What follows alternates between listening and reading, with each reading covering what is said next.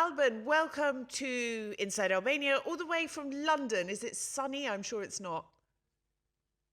It's beautiful and sunny. Really? I'm It's a shocked. wonderful weather. I'm expected a bit cold and somehow windy, but the breeze is still, quite bearable and it's lovely. Yeah. Being British, I have to start with complaining about the weather. Um, okay, so we're going to talk about a few things today, but I want to start with something relevant sort of to the news and the general discourse at the moment, and that is the housing prices in Albania. Um, Given an example, my house, it's not a new apartment, it's a Enver Hoxha era apartment. I bought it in 2022, I think. Yes, 2022. It's Mhm. increased by 45% since then in value, which I find just staggering. But this does seem to be in line with, the rate house prices are going up throughout most of the country. And this is really high, and people are complaining. Albanian people are saying, I'm priced out of the market. I can't afford to rent. I can't afford to buy. I can barely afford a deposit. In the region, Albania is one of the countries where it would take people the longest to save up their disposable income to get on the housing ladder. This is quite a challenging situation, and I just want to ask you, as an Albanian person, as someone who has a lot of knowledge about this sector as well, why do you think we're in this situation? Is it demand, as people say? Is it because people have gone on a building frenzy?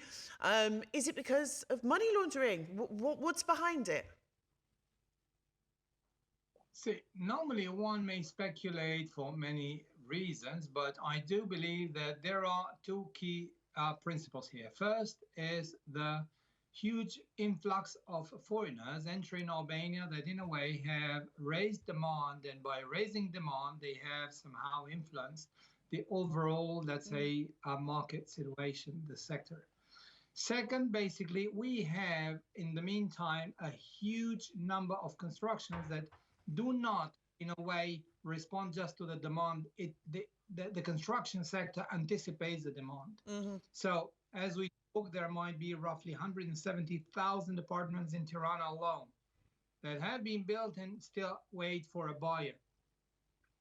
And Crazy. in the same time, you have a raise in terms of price because to some extent, the quality of demand has improved, Mm-hmm. although the demand as such, has grown, but not with the speed of action taken by the investors in the sector. Surely, the question, has the money laundering activity assisted or used the construction sector? This is something that can be legally viewed. Are there loopholes? And the Mm-hmm. answer is yes, they Yeah. are. They are because it has to do with the way investments, in a way, are somehow sold out, Mm-hmm. meaning that you start buying property before the property has even got a permit. Even the government did that, not just individual construction. I mean, Mm-hmm. the project where the government basically is part of in Duras, there was not yet a final permit in place, and hundreds of Yeah, yeah. flats in Duras were already We're sold sold. in Yes. Dubai and Emirates. Mm-hmm. For that reason, the practice has already found, let's say, quite a large national acceptance, and is due to that somehow then we have also cases of mismanagement of consumer relationships, as much as, let's say, in terms of what strikes me is not the fact that the prices are going higher. The problem is that the quality is not No. going higher. Mm-hmm.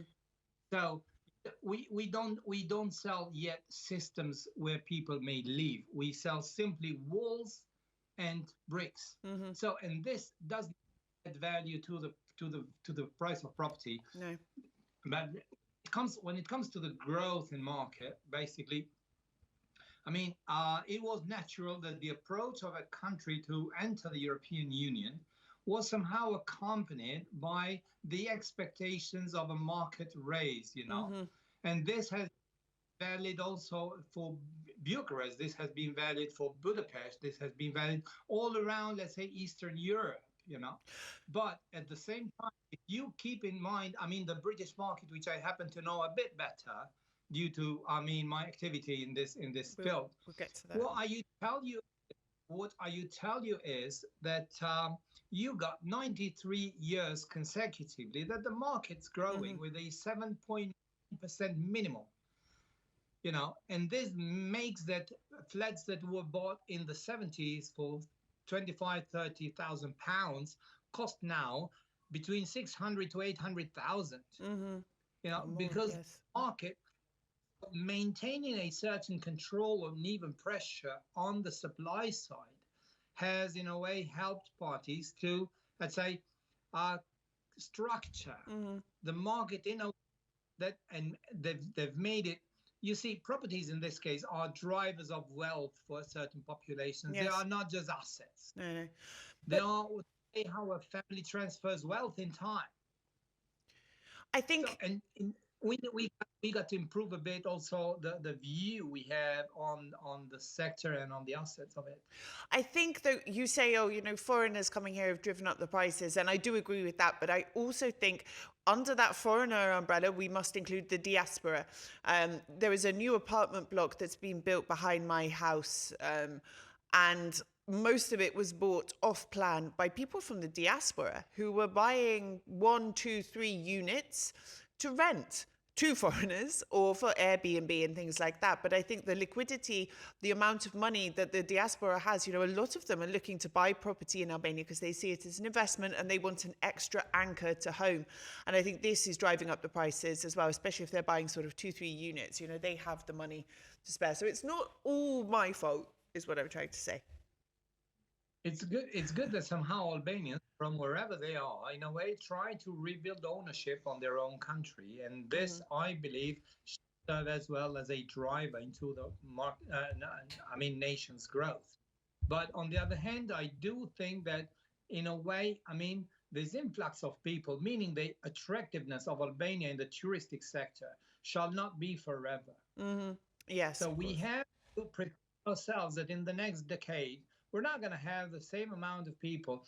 It has happened to all globally well-known, renowned destinations. Yes. And so Albania needs to prepare for that as well. Now, you mentioned your experience in the UK in the property sector. You're in London at the moment. You have a project called List for Free.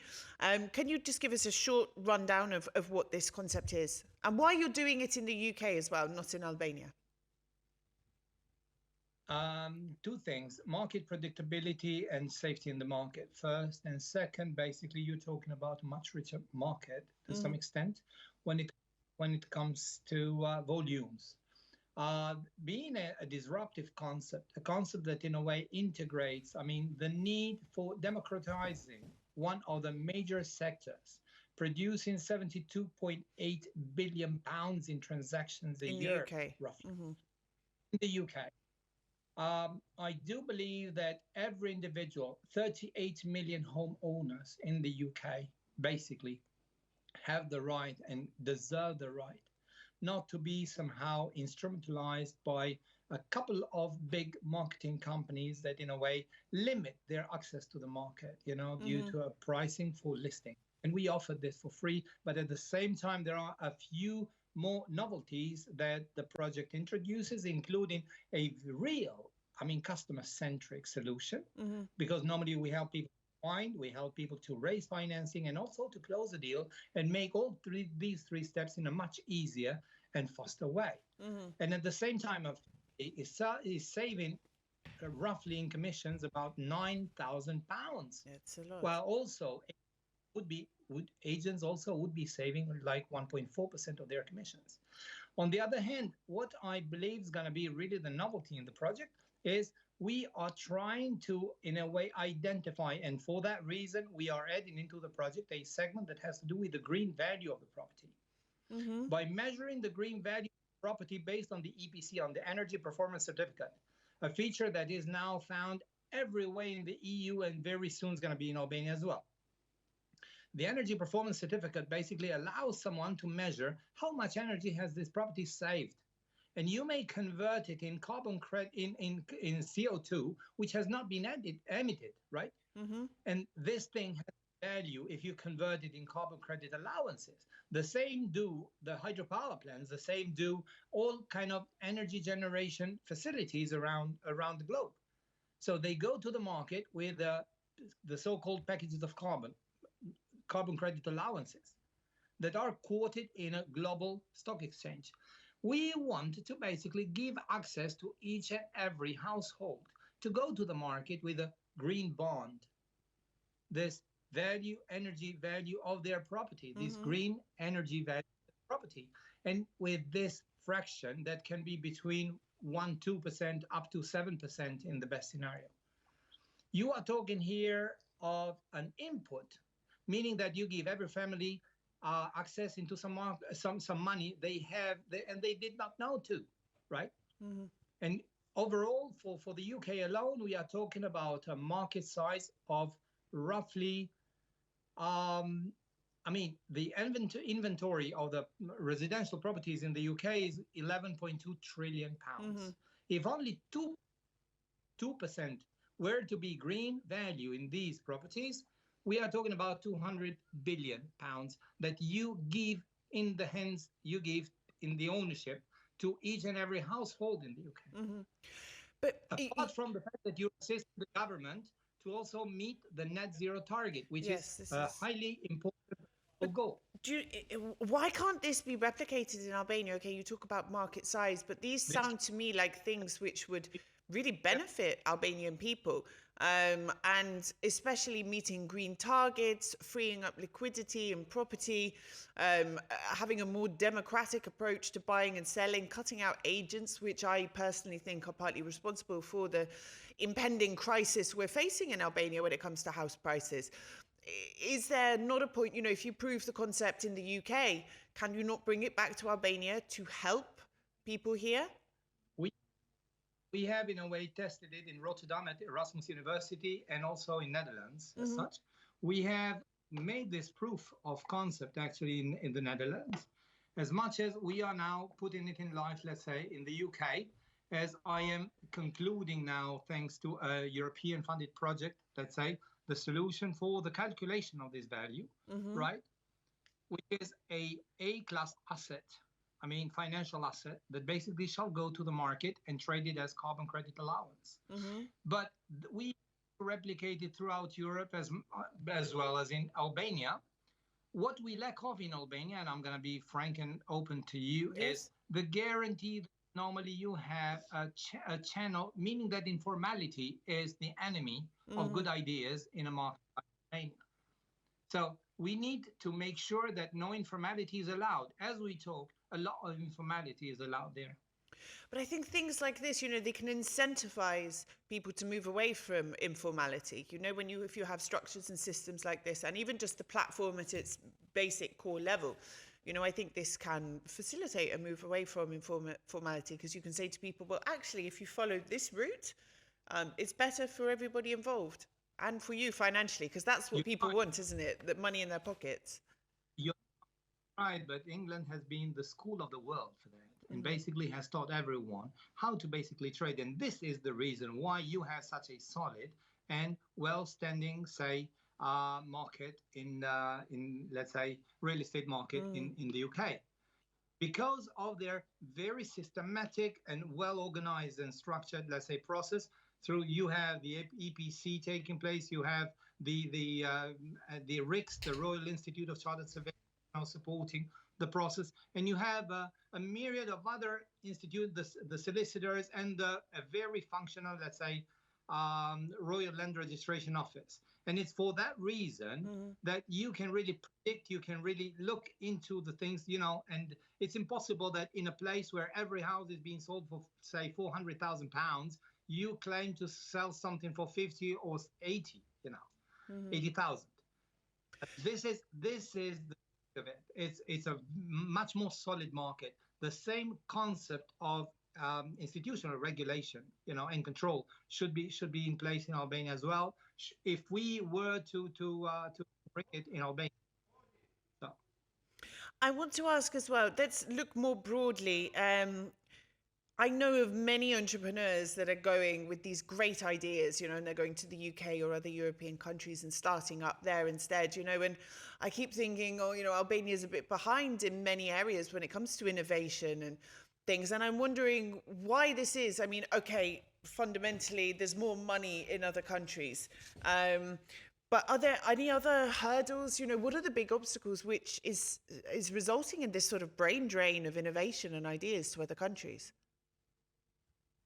I wouldn't say that Albania is behind when it comes to money or access to money. I would say that Albania has grown significantly in terms of support to startups, right?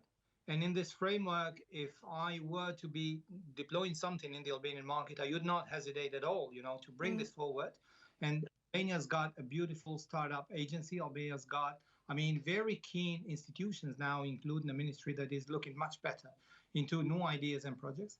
So, and the country has been feeling a lot, let's say, other players, including Plug and Play and including, let's say, other structures. Flush was here as well, So important players somehow have started to look into Albania as a ecosystem of interest. What I would say is that somehow is not that the hindrance. We basically need, I do believe we need to have what is lacking off in the country is a structure of VCs and a structure of financial drivers that are not institutionalized through government assistance, etc. But normally the ideas bring them, in a country, not the way around. So I do expect that somehow certain people, including Mira Murati or people of a high profile, will in a way somehow make it more attractive to VCs, especially from, let's say, be it Silicon Valley, etc. To bring them here. I'm currently talking to a number of VCs and other financial, important players here in the UK in regard of this initiative, or this for free. And I find I'm lucky to somehow find myself in the Silicon Beach, which is Bournemouth, right? And as much as I find it very appealing, and very, very, very, very convincing to be talking to people who really have confidence. And this is one of the elements Albania needs as we talk, is confidence in its own product. This lacks. So you're confident that things will improve, the market will mature, people will start to see Albania as a more viable option. Alban, thank you, and thank you for your enthusiasm and your ideas as well. And I hope one day we can see them in Albania as well, because I think this list for free idea is fantastic and would bring about big change in the Albanian ecosystem. So let's hope. Thank you. So thank you, and my congratulations for your success. In the media, you've really made it. Thank you very much. I appreciate it. Enjoy London. Thank you. Bye-bye. Bye.